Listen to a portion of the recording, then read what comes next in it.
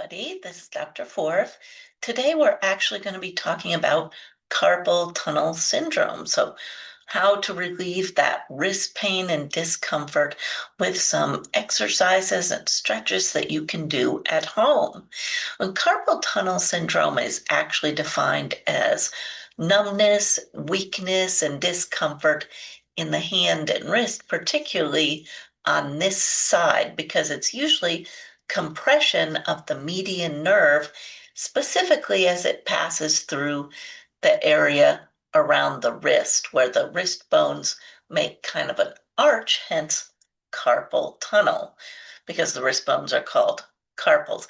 You can have compression of the nerve, but sometimes it's also compression of the blood vessel that passes through there. Did you know that the nerves, when they travel, they actually carry with them blood supply as well. So either one or both of those can be compressed at that area and create the discomfort that we know as carpal tunnel syndrome. A lot of times it's caused by repetitive activities.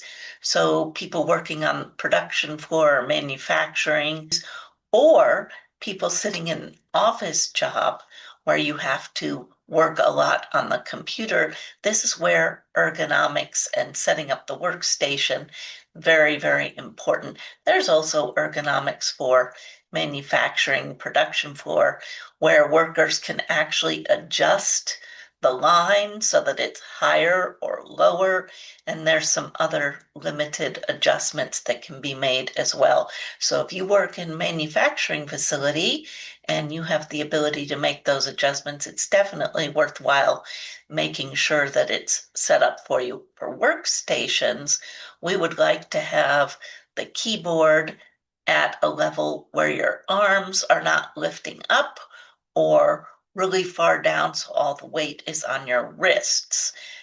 OSHA in the US actually has ergonomic recommendations, and they have graphics, so you can look and see about that. But that's one of the causes. Sometimes there's injury or maybe even sport activities that cause the increase in swelling that ultimately compresses that nerve. Sometimes you actually have compression up here in the neck that irritates the nerve. That technically wouldn't be carpal tunnel syndrome, but it might present the same way, okay, because it's still compression of the nerve.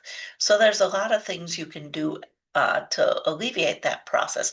We just talked about the ergonomic aspects that you can address that make a really big difference for you.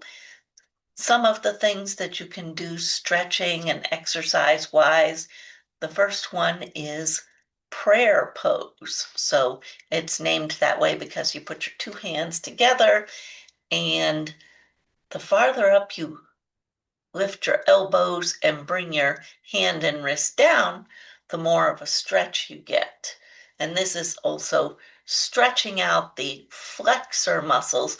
Flexor muscles are the ones on the front of your forearm that actually curl your fingers. A lot of the activities that we do are in flexion, so very often, not just at the wrist joint, but other joints of the body, the flexor muscles get tightened and the extensor muscles on the backside are weakened. We can also do what's called nerve flossing. It's kind of a cool name, isn't it? Nerve flossing. Well, named after like flossing your teeth.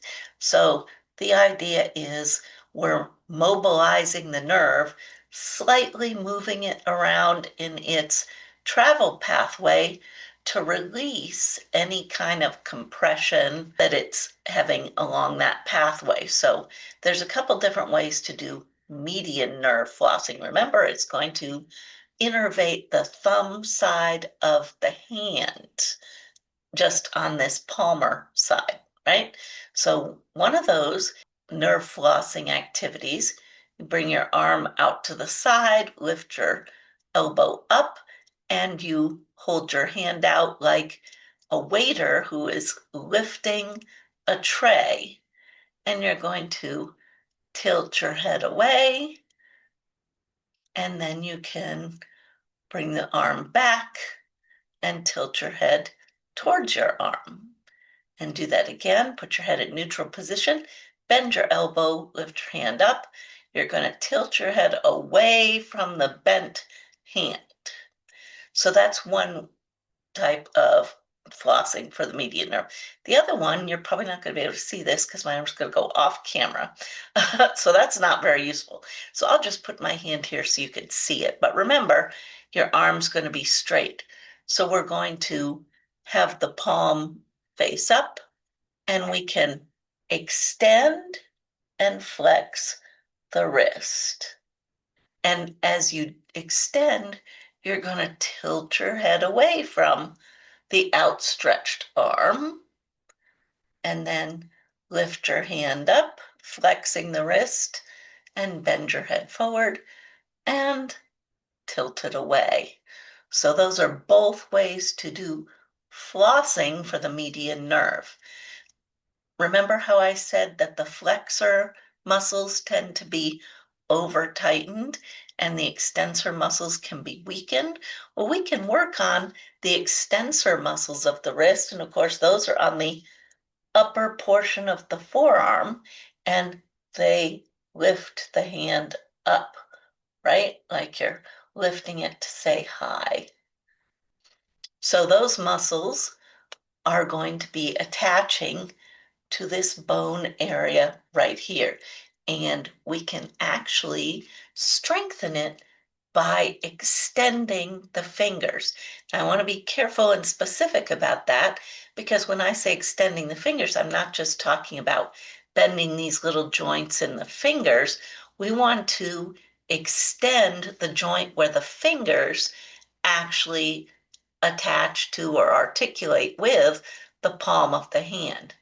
Okay, so you can put a rubber band around this joint in the finger. So imagine you have the very end of the fingertip, and then you have a straight bone, and then you have the first knuckle.